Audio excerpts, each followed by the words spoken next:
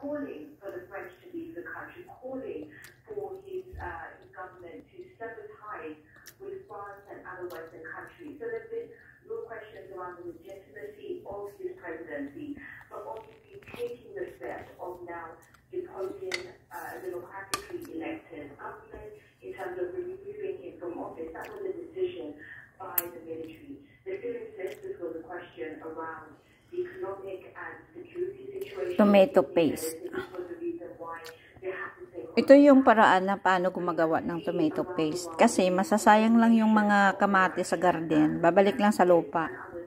Ang ginagawa ko, harvestin siya at pipiliin yung may damage at ilagay sa kaldero habang sa magtutubig lang siya.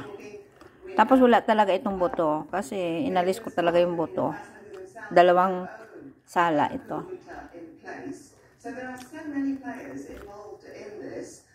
Ang pagpapakulo ko nito, alam nyo, inaabot ako ng halos 5 oras. Kasi sa mahina lang siya naapoy hanggang sa matutuyo na talaga yung tubig niya. Tomato na lang talaga yung pinakakatas maiwan.